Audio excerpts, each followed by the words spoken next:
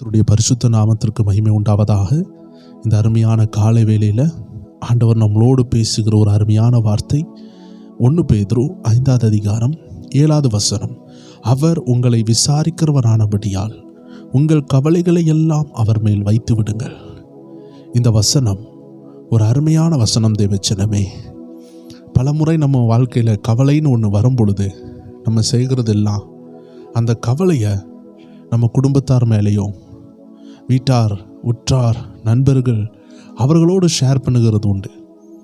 ஆனால் வேதம் சொல்லுகிறது எல்லாரோடு ஷேர் பண்ணுகிற நம்ம கர்த்தரோடு ஷேர் பண்ண அவர் விரும்புகிறார். ஸோ இதை கேட்டுக்கொண்டு இருக்கிறவர்களே, நீங்கள் யாராக இருந்தாலும் சரி, ஒரு வேளை ப்ரேயர் டைம் குடும்பத்தாரோடு இணைந்து தினமும் செபித்து வருகிற தேவ ஜனமாக இருக்கலாம், இல்லை இதை புதிதாக கேட்டுக்கொண்டு இருக்கலாம். ஆண்டவர் உங்களை பார்த்து சொல்லுகிறது, உங்கள் கவலையை நீங்கள் 4 பேர்கிட்ட ஷேர் பண்ணும் பொழுது உங்கள் ஹார்ட் ஃப்ரீ ஆகுது.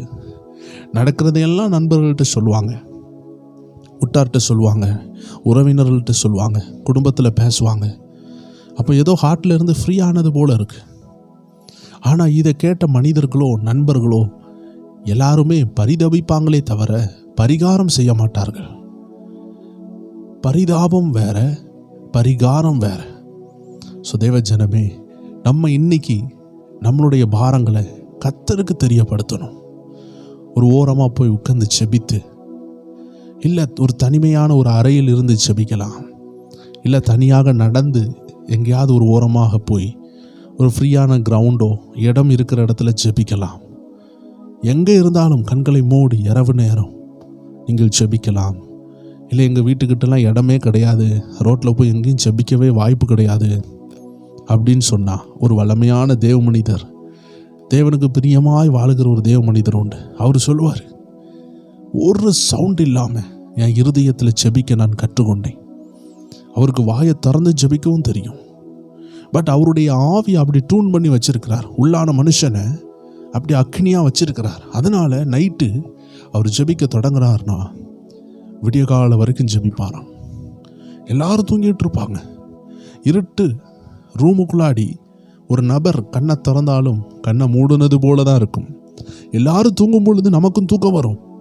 ஆனால் இந்த தேவ மனிதர் எல்லாரும் தூங்கின பொழுது, ஒரு டிம்லைட்டு கூட இல்லாத நேரத்தில், அவர் பேச்சுலராக இருந்து தங்கிய ரூமில், அவர் வேலை பார்த்த ஸ்தலத்தில் அவருக்கு ஜெபிக்கணும்னு பயங்கரமான தாகம். அதனால் இரவு நேரம் எழும்புவார். குத்து இருட்டாக இருக்கும், பக்கத்தில் யார் படுத்திருக்காங்கன்னு கூட தெரியாது. இருந்த இடத்துல முட்டை போடுவார், உள்ள சோத்திரம் பண்ண ஆரம்பிப்பார். இருதயத்தில் சோத்திரம் ஓடிக்கொண்டே இருக்கும், அக்னி ஓடிக்கொண்டே இருக்கும். உள்ளே ஆவியானவர் ஒரு அனல் மூட்டி கொண்டு இருப்பார். அந்த இரவு ஜபங்கள் தான் அவரை அஸ்திபாரமாக மாற்றி அவருடைய ஊழியத்தையே எழுப்பினது. ஏன்னா சவுண்டு போட்டு செவித்தா பக்கத்தில் உள்ளவங்க எழும்பிடுவாங்க. அதனாலே அவர் காலையிலே என்ன செய்வார்னா, வேலை பார்க்கும் பொழுதே சோத்திரம் பண்ணி கொண்டே இருப்பார். அந்த மெஷின் சவுண்டில் அந்த சோத்திரங்கள் வெளியே கேட்காது, அவருக்கு மட்டும் கேட்கும்.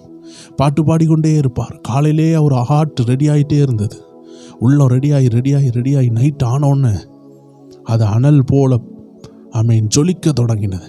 காலையில் ஒரு நெருப்பு பற்றி எரிஞ்சிச்சுன்னா சாயந்தரம் அதில் என்ன இருக்கும், நல்லா அக்னி மயமான அனல் துண்டுகள் இருக்கும். ஸோ இதே போல் காலையில் நல்லா துதிச்சு சந்தோஷமாக வேலைகளை பார்த்து கொண்டே இருப்பார். 1000 கவலை இருக்கலாம், ஆனால் அத்தனை கவலையும் அப்பாட்ட தெரிவித்ததுனால அவருக்கு ஒன்று மட்டும் தெரியும், மனுஷனுக்கு தெரிவித்தோம் என்றால் பரிதாபமே என்னுடைய ரிசல்ட். என்னை பார்த்து பரிதாபப்படுவார்கள். ஐயோ பாவம் இந்த மனிதன், ஐயோ பாவம் இந்த அக்கா, இந்த சிஸ்டர் பாவம், இந்த அண்ணன் பாவம், இந்த தம்பி பாவம், இந்த சகோதரன் பாவம், அந்த ஐயா பாவம், அந்த அம்மா பாவம், ஐயோ அந்த பாஸ்டர் பாவம், பாவம்னு சொல்லுவாங்களே தவிர பரிகாரம் வராது. தேவச்சனமே, யாராவது பாவப்பட்டு ஏதாவது கொடுத்தா உண்டு, அதுவும் ஆயுஷ் நாளுக்கு நமக்கு காணாது. ஆபிரகாமை பாருங்க, ஆகாருக்கு ஒரு துருத்தியை கொடுத்து விடுறாரு. அந்த துருத்தி எவ்வளோ நாளுங்க காணும்? என்ன ஆனாலும் அது அவருடைய வாரிசு, அவருடைய குடும்பம் ஆகிவிட்டது. இருந்தாலும் மனைவி சொல்கிறாங்கன்னு சொல்லிட்டு அவங்கள விரட்டி விடுறாரு.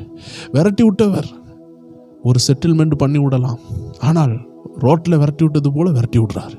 என்ன இருந்தாலும் அவனுடைய சத்தத்தை மீறினாலும் அவருடைய மனைவியை போல மாறிவிட்டாங்க. பிள்ளை அவருக்கு இருக்கிறது, விரட்டி விடுகிறார். சொந்த தகப்பன் தான் விரட்டி விடுகிறார். இந்த நேரத்தில் சொந்தமாக ஏதாவது அவர் எவ்வளவோ இடமோ அவருக்கு பணமோ தங்கங்கள்லாம் இருந்திருக்கலாம். கொஞ்சம் ஏதாவது கொடுத்து பக்கத்து கிராமத்தில் போமா, என் வீட்டுக்குள்ளே தான் நீ இருக்க முடியாது, நீ போய் சேஃபாக இரு, அங்கே ஏதாவது ஒரு செட்டில்மெண்ட் பண்ணி கொடுத்துருக்கலாம். அதெல்லாம் செய்யல. அவர் விசுவாசத்தின் தகப்பனாக்கி ஆபிரகாமுக்கு கூட ஒரு பிரிவுன்னு வரும் பொழுது அவரும் ஒரு மனுஷன்தான். என்ன செஞ்சார்? ஒரு துருத்தியை மட்டும் கொடுத்து விட்டார். துருத்தியில் உள்ள தண்ணி தீந்தது. கை குழந்தை தண்ணிக்காக கதர்னது. இந்த நேரத்தில் ஆபிரகாம் சொந்த மனைவியையும் சொந்த பிள்ளையையும் தெருவில் அனுப்பிவிட்ட பொழுது கூட எந்த விதத்திலையும் சொந்தம்னு சொல்ல முடியாத அந்த புறஜாதி பெண்ணுக்கு பரலோகம் இறங்கினது. தூதன் இறங்கினார், ஊற்று கொடுத்தாங்க. ஊற்றுன்னு சொன்னால் வற்றாதது, என்னைக்குமே வரும். ஸோ தேவஜனமே, மனிதன் பரிதாபப்பட்டு கொஞ்சம் அப்பத்துண்டுகளையும் கொஞ்சம் துருத்தி தண்ணியும் கொஞ்சம் திராட்சை ரசம் வேணால் தருவான். ஆனால் நமக்கு பரிகாரம் கர்த்தர் இடத்துல தான் இருக்குது. ஸோ அதனால் மனுஷன்ட்ட நம்ம சொல்லும் பொழுது ஒரு நாளோ 2 நாளோ நமக்கு உதவி இருக்கும். ஆனால் கர்த்தர் நமக்கு உதவி செய்தார்னா அதுதான் பரிகாரம். அது ஊற்று, அது துருத்தி அல்ல, அது ஊற்று. ஸோ இந்த தேவ மனிதன் இரவெல்லாம் ஆண்டு சமூகத்தில் இருப்பார். ஒரு சத்தம் கூட வெளியே கேட்காம ஜபிக்க பழகினார். பல மணிக்கூர் ஜபிப்பார். எப்படி வாயை திறந்து பாடி ஜபித்தா நமக்கு ஒரு சந்தோஷம் ஆனந்தம் உண்டாகுதோ அப்படியே அவர் இரவு நேரத்துலையும் உள்ள ஜபிக்க பழகினார். உள்ளான மனுஷனில் போராட தொடங்கினார், ஜபிக்க தொடங்கினார். ஆண்டவர் அவரை நம்பி பயங்கரமான ஊழியத்தை கொடுத்தார். ஆப்பிரிக்கா தேசத்தில் அசைக்கக்கூடிய லெவலில் ஒரு ஊழியத்தை அவருக்கு கொடுத்து இன்றைக்கும் ஊழியம் செய்து கொண்டு இருக்கிறார்.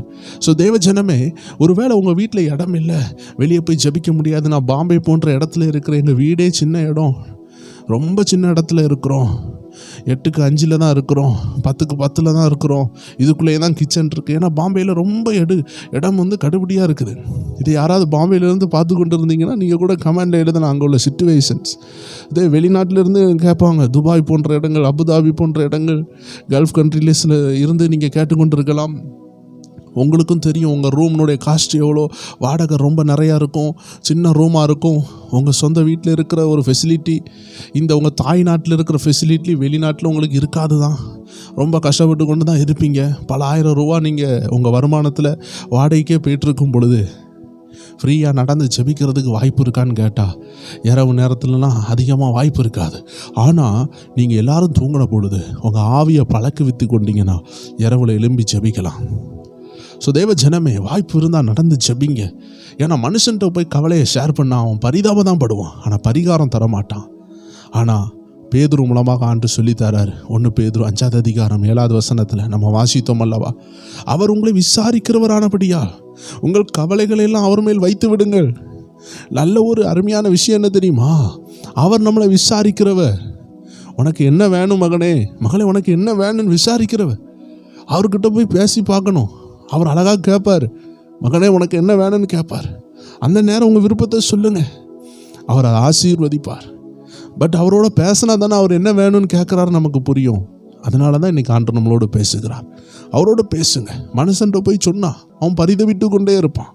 என்றைக்கும் உங்களை பார்க்கும் பொழுது நீங்கள் சொன்ன கவலையை தான் அவன் யோசித்து கொண்டு இந்த சகோதரி பாவம், இந்த சகோதர பாவம்னு சொல்லி கொண்டு இருப்பான். ஆனால் நீங்கள் கர்த்தர் சமூகத்தில் சொல்லி பாருங்கள், அவரோடு பேசி பாருங்கள், ஒரு நண்பனை போல் பேசி பாருங்கள். அவர் உங்களுடைய எல்லா பலவீனங்களையும் சுமந்து தீர்த்ததை நீங்கள் உணர்வீங்க.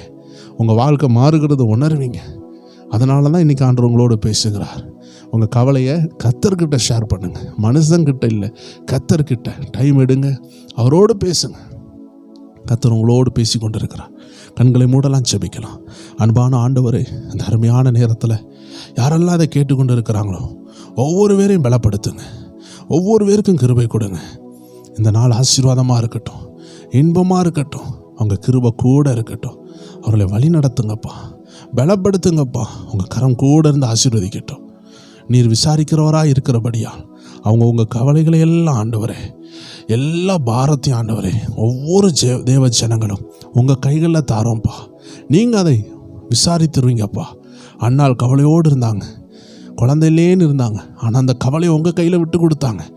நீர் அற்புதம் செய்தீர், அண்ணாளுடைய கர்ப்பத்தை திறந்தீர். இதே போல் யாராவது கவலையோடு இருப்பாங்கன்னா அந்த கவலையை உங்கள் கையில் விட்டு கொடுக்குறோம்.